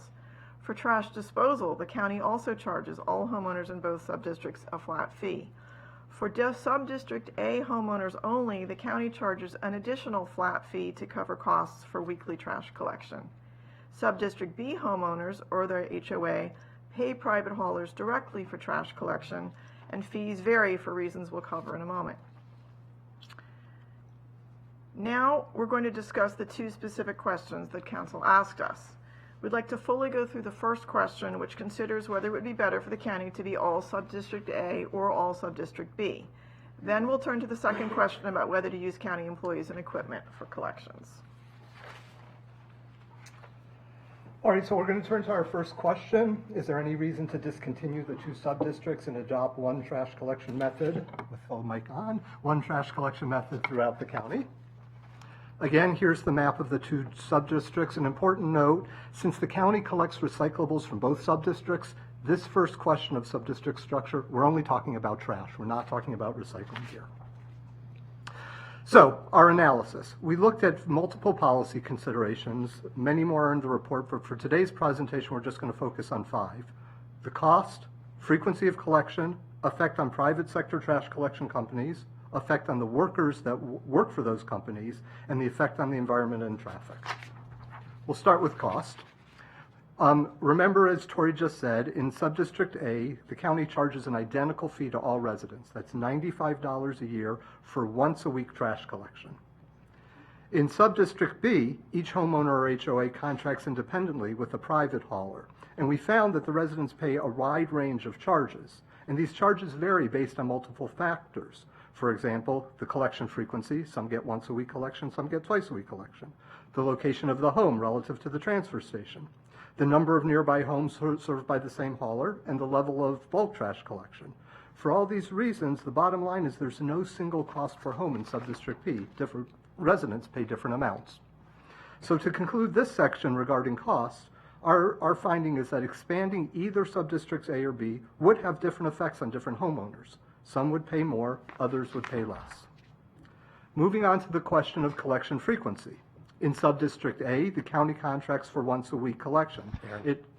Sorry, I think this is dense enough. We might want to jump in with questions and not Good. leave them all to the end. We'll never However remember. the chair wants to do it. Can you elaborate on the cost for once-a-week collection for the people who pay In private A or hauler? in B, or both? In B? In B. So in B, You said it varies widely, but you didn't say what the cost range is. yeah, we found some that were less than the county. We found some that were more than the county. The most important caveat, and that we have to express in the report, is there are literally thousands and thousands of contracts. Much of that is proprietary information. We were unable to do a scientific study, a significant study. So what we have is admittedly anecdotal. What we found was, as the takeaways, while there's a large range for good reason. That, again, the biggest difference is once a week versus twice a week, so that has a difference. Geography makes a difference. Homes in Durwood that are closer to the transfer station have the lower operating costs to pick up and take to the transfer station than something, let's say, in the Damascus area. Do they have lower costs?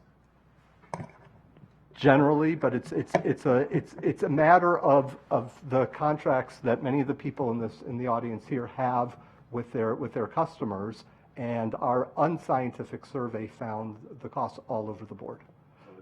But, yeah, if you could elaborate on that a little more. I mean, taking out the twice a week, because that's apples and oranges, we understand.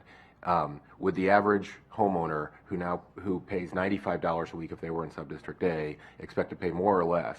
Yeah, unfortunately, I don't think we can fairly answer that. I don't think we can fairly answer that because of the variables that we show in this slide. right. Remember, let me go back. The county policy in Subdistrict A is to average the costs for all residents. So the true cost for somebody in Silver Spring might be different than somebody in North Bethesda, but the county averages them all. So we don't see those fluctuations as a matter of policy. Yes. Those same fluctuations exist in Subdistrict B, but each homeowner pays their own in either they or their contract or their HOA, and so we don't have a scientific way without getting that proprietary information from thousands of contracts. There's no inherent reason to think that it would be more than $95 per year to collect trash once per week. Well, I think geography. There are multiple factors, and we'll get into some of them in the report, some of them for things. There are different factors that affect the cost. One is we'll get into the efficiency of collection, where you have, like we do in Subdistrict A, one truck passing each and every home. It creates an economy of scale, which exists in some parts of Subdistrict B, but not in other parts of Subdistrict B, where you may have some neighborhoods where the routes are overlapping. Different homes on different days of the week. We can't underestimate the importance of the difference between once and twice a week collection. Again, we've got to control. Oh yeah, well, that's a huge factor. Right. But again, I'm just like, for folks who are watching this, if you're a homeowner in B, right, you know, you should know what you pay presently. Should know, right. And you could look at a benchmark here and say county residents pay $95. And so are you getting better service for what you're paying or not? Because $95 seems like a pretty good number to work from as to what it would cost if this service was provided in your community along the same apples to apples of once a week. So my suspicion is you will find residents in Subdistrict B who are paying less than $95 a month. You will find residents in B who are paying more and possibly significantly more than $95 a month. What we can't tell you is the distribution of those. Right. Does your report's not in front of us? Does it include? Yeah, you should have a copy in front of you. I have the memo, but not the report. Okay. Beg your pardon. Does it include a chart of the contracts you were able to get in the? No, we don't have that because we couldn't make it statistically meaningful. I understand. Could you prepare such a chart? That would be helpful. Sure. I mean, we can. Off the top of the head, you know, I spoke to a resident of Clarksburg who would pay $85 a quarter for twice a week collection. Sure. We got some information from some HOAs, a large HOA, that were paying a little less than $95 a year for once a week collection for I forgot the number of homes, more than 1,000 homes, a very large concentration. We understand there's a lot of different diversity, different types. So yeah, we can provide that to you. I just, from the OLO point of view, I'd caution making too strong conclusions of that because we can't claim that the data we'll give you is statistically understood. Do you know the percentage of residents in Subdistrict B who opt for twice a week classic trash? Yeah. Also, we cannot measure that. The sense anecdotally is that it's a very significant percentage. It's not an uncommon. It is a common practice. What's your best guess? I don't want to guess if I don't have this. Are the HOAs not allowed to give you those contracts? The HOAs that we contacted, which we contacted many of them, the vast majority would not give them to us. It was for multiple reasons. Often it has to do with the management structure of HOAs are so complicated that they'd have to go to their boards and have to have votes and have to. Did the common ownership community board? So they gave us the information. Yeah, so they gave us the information this? so we could contact. They gave us the number of units because Did they endorse the study? Did they say HOAs? We encourage you to participate. Right. No. Did they ever send a letter to everybody? Actually, we did send a letter under your name, Mr. Hucker. We It contacted. went straight into the recycle. Right, we contacted HOAs first as staff and got very little response, and then we thought the distinguished name of the T&E chair would get us better response. So with your permission, we sent one out under your name, and I What think about that, the CCOC that they may have? we did not, that's something we didn't pursue. Okay. We did not pursue that. And these are all really relevant and important questions to follow up. You know, from our point of view as your independent legislative oversight advisors, we want to be very careful that what we say is backed up so that when somebody does question or challenge us, we can say we've got the data. And when we don't have the data to say something firm, we're not going to say it. If I could just add in here, so of all the different levels of leadership I've exhibited over the years, the one thing I did not ever want to do was join my HOA, right? But instead of going directly to the HOAs, might I suggest also speaking with some of the management companies that hold that information, particularly those that are located in Montgomery County? Yeah, so in fact, many times when you go to the HOAs, the first point of entry is the management company. And we thought several of the management companies managed multiple large HOAs. We were particularly interested in the large HOAs because there's the ones who could have the economy of service similar to Subdistrict A to find the pricing. And again, the very few that we got, there was one that was definitely cheaper. It was a few dollars cheaper per year than when the county did. It was one that was located near the transfer station. And then there was another one that was significantly more, and that's not a significant sample for us to, right? More on cost, or should we keep talking? I think you keep going. Okay, so cost was the first element that we looked at. Collection frequency, we'll try to move up the pace here, and you'll stop us if we're going too quickly. Subdistrict A, once a week collection. Homeowners do have the option to privately contract for a second collection. Most residents don't do that. In Subdistrict B, each homeowner or HOA contracts independently, and many contract for twice a week collection, as we said. Homeowner preference. We've heard some owners prefer once a week trash collection. They consider it adequate and they appreciate the environmental and traffic benefits of less frequent collection.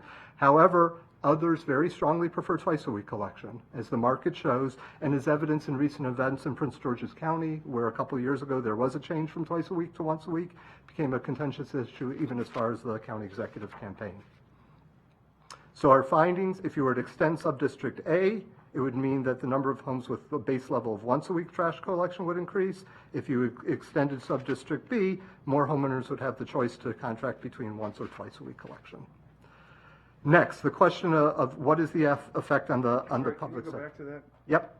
This is totally hypothetical, but you're saying you could extend sub-district. You could basically say the county will do once a week everywhere, and HOAs are free to do a second week. Is that what you're saying? So the current policy That's in A, already allowed. The current policy in A, right, is what we're calling the base level of service is once a week, and quite frankly, most people have become accustomed to that.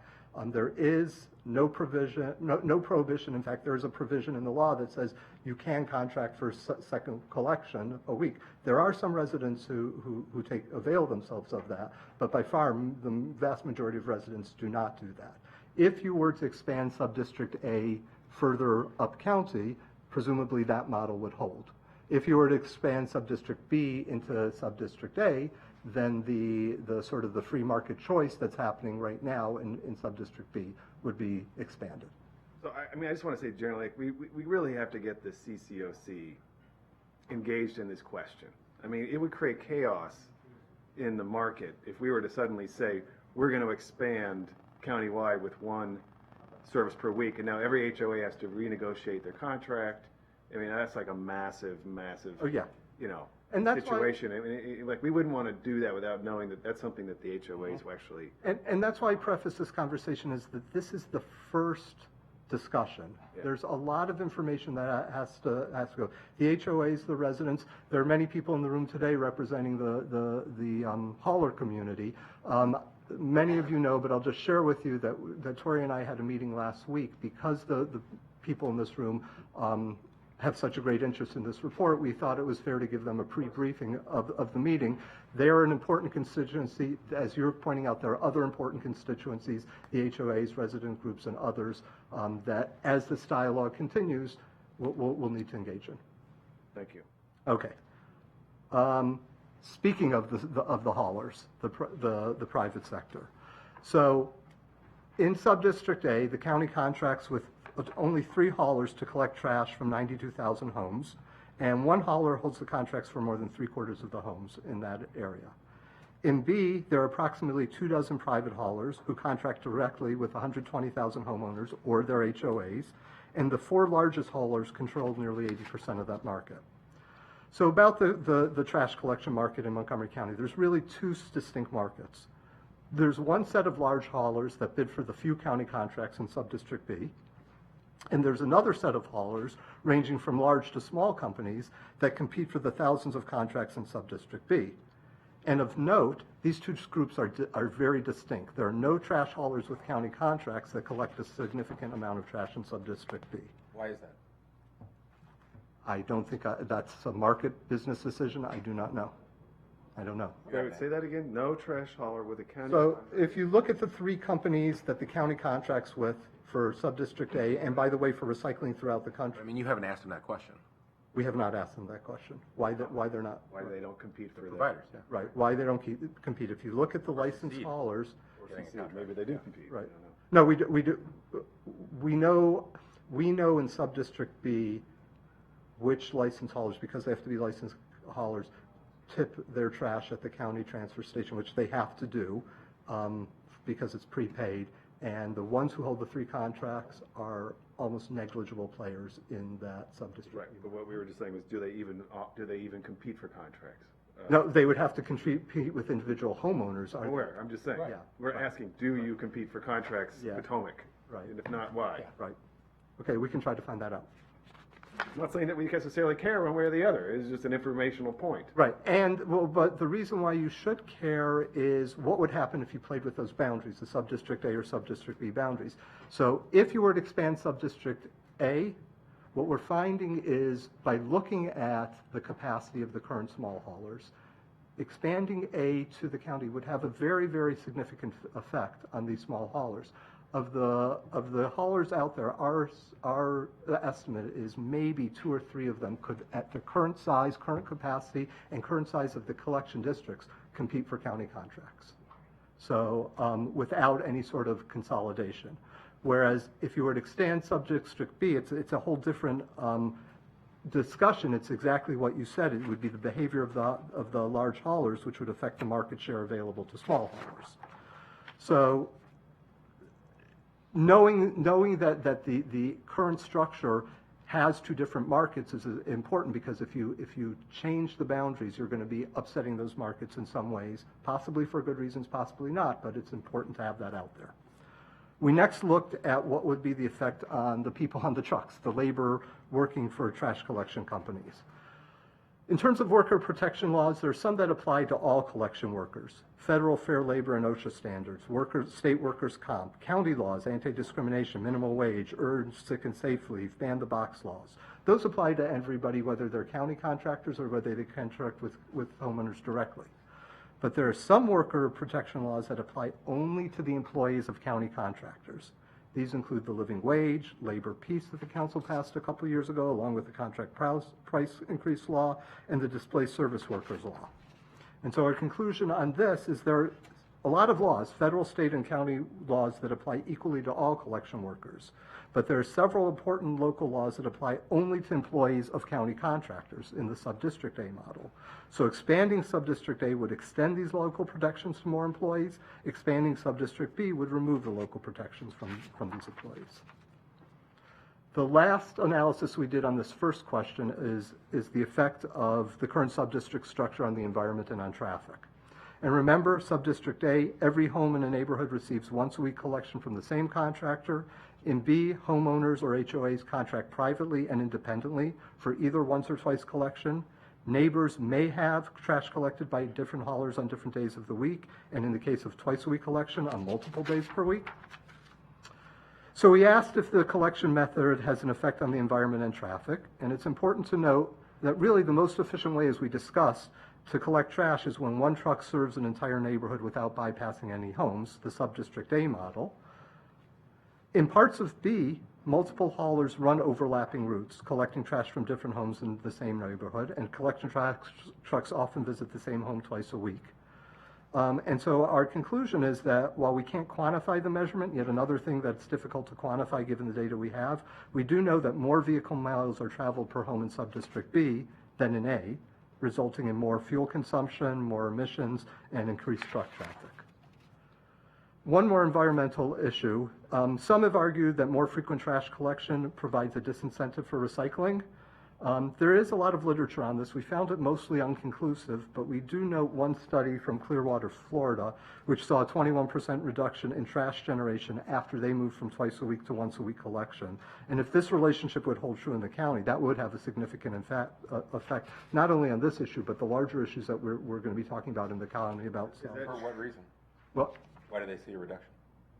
Because I talked to the manager in Clearwater. The sense there was when trash collection is frequent and easy, that gives you a too viable an option against recycling, and that when trash collection is less frequent, that people will use the capacity they have in their recycling containers to put things out for recycling. So when you say that there's a 20% reduction, you're also saying that there was an increase in recycling? Yeah, well, it was, they measured as diversion, and so it was either more recycling or less trash, because sometimes people will just do source reduction. They'll buy less, or they'll throw out less, or they'll compost most more, or they'll reuse more. So the study was on trash diversion, and that saw 21%. The manager thought that the vast bulk of it was recycling, but they didn't measure that.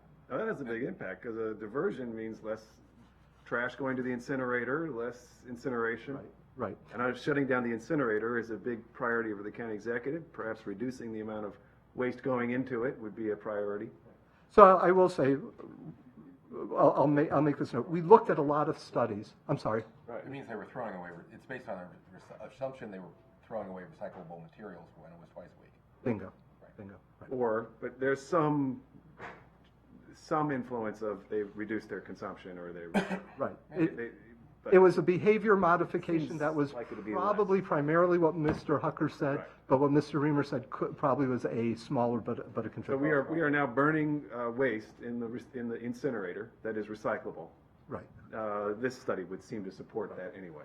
So I have to tell you, we found actually many other studies that indicated this, but we discounted them for this reason.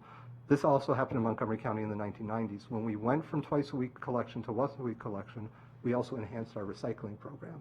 And so, yes, there was a drop in trash generation here and many other communities, but it coincided with something that fudged the data, because we provided in 1994, we provided recycling for the first time when we went from twice a week to once a week. So of course there'd be a reduction. We can cite to you 24 studies around the country that showed decrease going from twice a week to once a week, but none of them were clean, with the exception of Clearwater, Florida. They were the only one that we found where that was the only change made at that time. The only change made was twice a week to once a week, and they corrected for seasonal variations. They did it a February to February. It is a high number. I wish there were more clean studies, so we're characterizing this as an interesting study, but it's just one study. Well, I mean, I would love to hear what the DEP thinks about this, whether this is applicable, if they felt like this was applicable. But this is incinerating a lot of recyclable material, and that creates all kinds of other issues. So, this seems meaningful if this is applicable to the county. So, on Mr. Reamer, on your note, normally when OLO comes out with a report, there are comments from the county executive of what they think of our recommendations. The letter from the executive that came when we did it really doesn't make any comments. One of our recommendations when we end up this work session is that we asked DEP, the executive, to come back. You should know the council president believes that this is an issue that affects the entire council and would like to possibly redo this conversation in front of all 9 members. And one of the staff recommendations to the committee today, we're not asking you to make decisions on recommendation, but maybe you would endorse the idea of having DEP come when we redo this in full council and state the executive's position on what you mentioned and others. Yeah, I mean, I think speaking for myself, I think a full council is premature without some sense of, is there actually a proposal to do anything here? I don't know. There's a staff proposal. There's a staff proposal. Is there a staff proposal? Yeah, so let's move forward. We're going to skip to for the sake of time. Here is the staff recommendation. Slide 29. Yeah. So here's our analysis. After we looked at all these issues, the same as you discussed, we said if we were to start from scratch, for us, the county contracted subdistrict A model makes sense for several reasons. It's more efficient, stronger protections for collection workers, lower fuel consumption, vehicle emissions, possibility of reducing trash generation, reduced traffic. Starting from scratch, it would make sense. But guess what, folks? We're not starting from scratch, and there are 2 constituencies that are very important to consider. If you were to go to the subdistrict A model countywide, 2 groups would be negatively affected.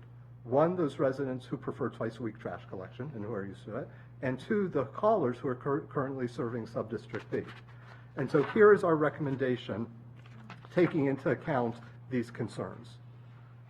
While we prefer the subdistrict A model, we want to address these concerns. And so what we're saying is, given the current system, we recommend expanding to subdistrict A, but only under 2 conditions. The first one we're calling neighborhood balloting.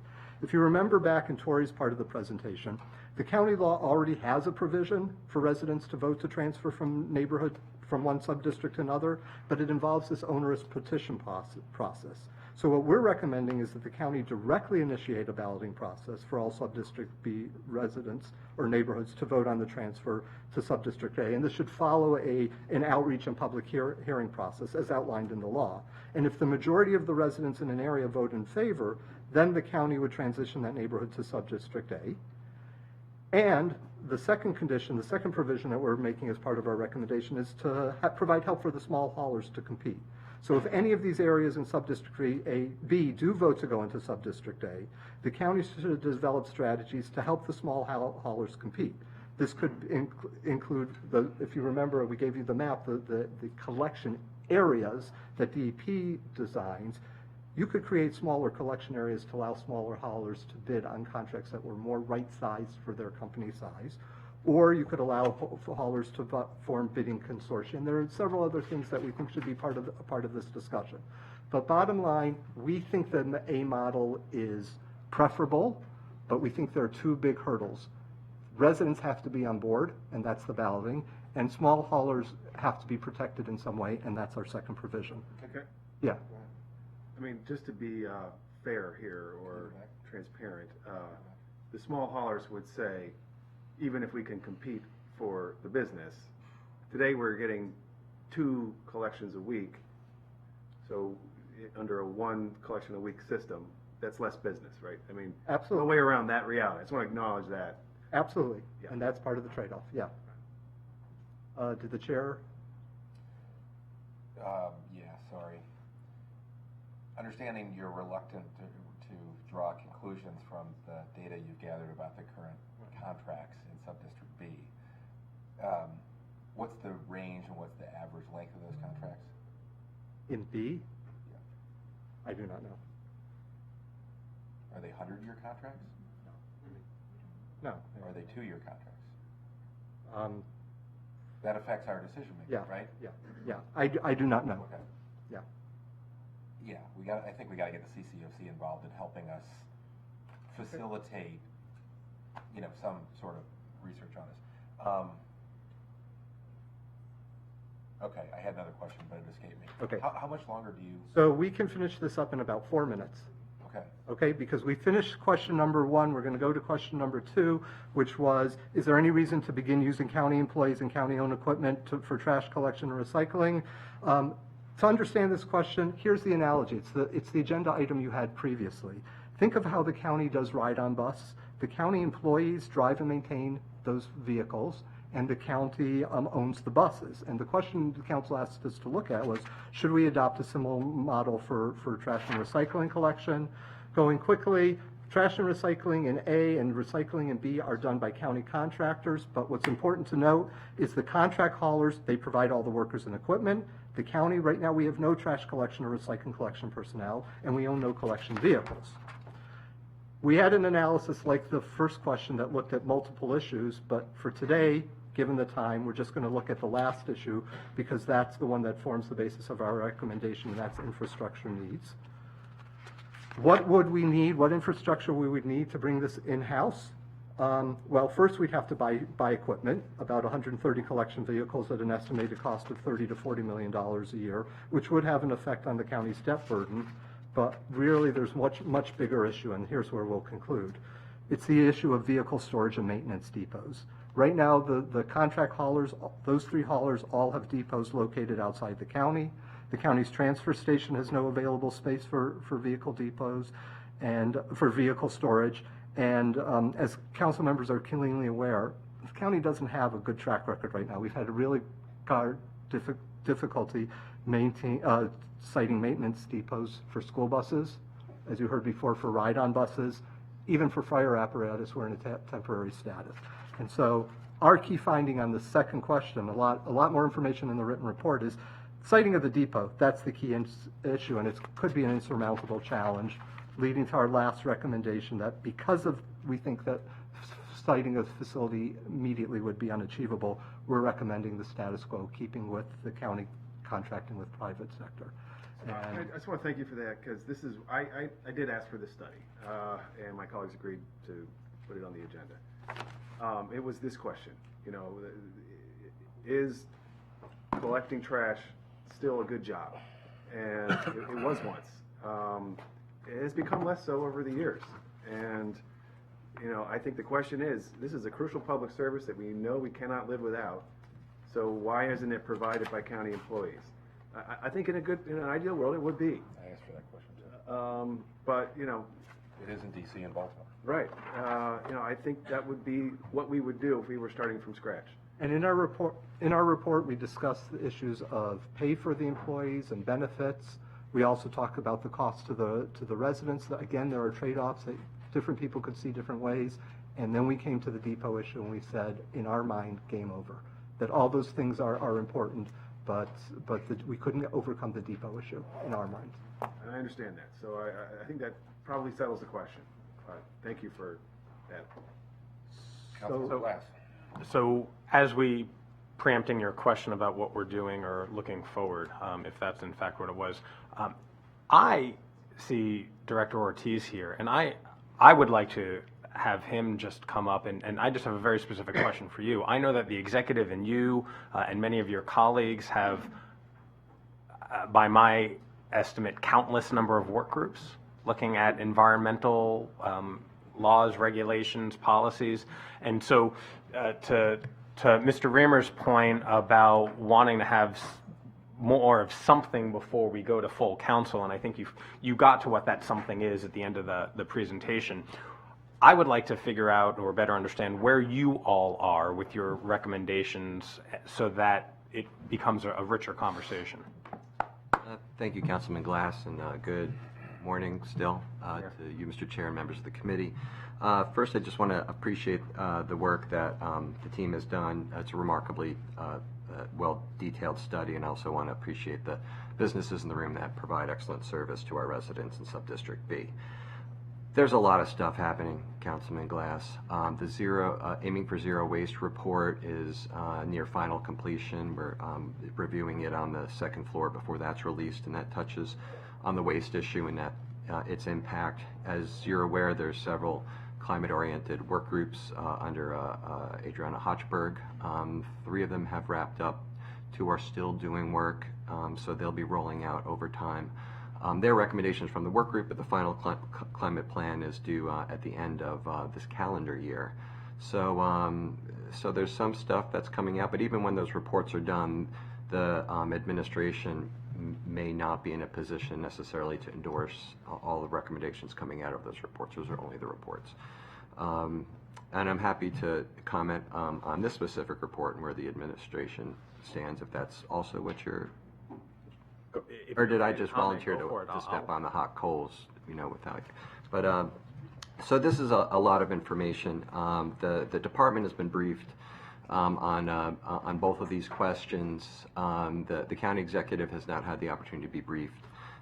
Clearly, there's a lot of stuff in here that we've expressed concern and interest in addressing over time. Not quite ready for prime time, but I will say that there's a handful of principles that we are trying to balance as an administration. You suggest the environmental and climate impacts are a priority. They are. So we'll be looking at that through that lens as well. Traffic, of course, and deference to the conversation earlier. In the hearing today is of course an impact. The level of service that residents are receiving is of course of interest to us. We're working in Subdistrict A now, and we have a team that ensures a certain level of quality. What level of quality exists in Subdistrict B, and would the county be able to enhance that, is a question that we would have to examine further. And finally, and very importantly, is the viability and the impacts on small business. The county executive has an acute interest in providing an environment where businesses can thrive, particularly small and medium-sized businesses and locally grown ones. So exactly the path to balance all of those issues, I'm not in a position to answer quite yet, but those are the things that we'll be looking at. Yeah, no, I appreciate you recognizing the complexity of all the different issues that are related to this one topic. And as you prepare to release your findings, your reports, whatever it is the multiple groups do, that'll be integral to the continuation of this conversation. And hopefully we won't schedule anything to go to full council until I would prefer to have some of that information, which would provide a clearer direction as to what the executive's goals are and the agencies, departments. Okay. So on Mr. Glass's point, what we put in our staff packet is slightly different, so we'll need guidance from the committee. Again, the council president has suggested that he'd like the full council to review this. But what we proposed is that there's a lot of information from a lot of different people that have to come out, but we thought the next step was the executive coming in a month or so and commenting on the OLO recommendations in front of the full 9 of you, and then map out, if the council wants to go no further, but if the council is intrigued and wants to learn more, mapping out the process to hear from the HOAs, to hear from the hauler community, hear from residents, and move the discussion forward incrementally. But we thought the next step would be a conversation with the 9 members and DEP county executive. Well, I would just say, not being council president, not being chair of this committee, I don't think you can sort this conversation out of that broader conversation. It's commingled, quite frankly, right? And that would be my preference to engage in that. Again, I don't set the agenda in this body, but I think it's premature to have this conversation without understanding the goals of all these task force, which has been working for nearly 18 months or at least 13 months. I'll ask the other 2 members, is that something we should take forward to the council? Well, no, I agree with the necessity of having a recommendation from DEP in the CE's office, and I'm going to go see him in a minute, keeping him waiting, but I'll bring this up. I think we need another session here with that recommendation first before we go to full council. So you'd like T&E next and a discussion of, benefit from that. and is it the narrow scope of the OLO report? We'll go through the basic questions on this. But narrow scope of OLO report or the broader scope of all the related solid waste discussions, as Mr. Glass? How do you want this next work session? So the question is whether you take up this solo or you incorporate into the broader conversation when all those recommendations come over. Well, I think the executives, recommendations will be informed by all these broader questions. That's the challenge, is they're doing a lot of complex sorting. And fortunately, we have in Adam Ortiz someone who's actually really knowledgeable about this area. That's where you make the big bucks. Right. So we'll get the DEP director will make a very informed recommendation to the county executive, and we'll look forward to hearing what that is. Yeah, but I don't think we can cover all the different aspects of solid waste in the next thing. But I think, yes, that's exactly right. Your recommendation will certainly be informed in the county execs. of all those other factors, but I think we ought to restrict our discussion to what we're doing next or what we're recommending to the full council on. So the committee is saying another T&E session on this topic? Yeah, so. two of us at least think we should. I mean, and given the council president's desire not to do deep dives during the budget session, Yeah. we couldn't do this until June, July anyway, at full council. He had talked about finding time before budget, but wanted T&E to go to run its course before making that final decision. I don't think we've run our course. I don't think we've run our course. Okay, so the sense is another T&E session, and we'll talk to you about how to frame it. And I mean, personally, I am happy to do this if you have time, you know, in 4 or 6 weeks. I mean, what's the timeline on an executive branch? I think it would be helpful for us to put a timeline for an executive branch decision-making process. Yeah. So In a month. And I think it'd be helpful to get answers to some of the questions we raised, even working with the CCOC. And if that means convening a meeting of haulers that want to participate with the CCOC, that would be helpful. Well, and so just in terms of time check, and I appreciate wanting to have some definite schedule here.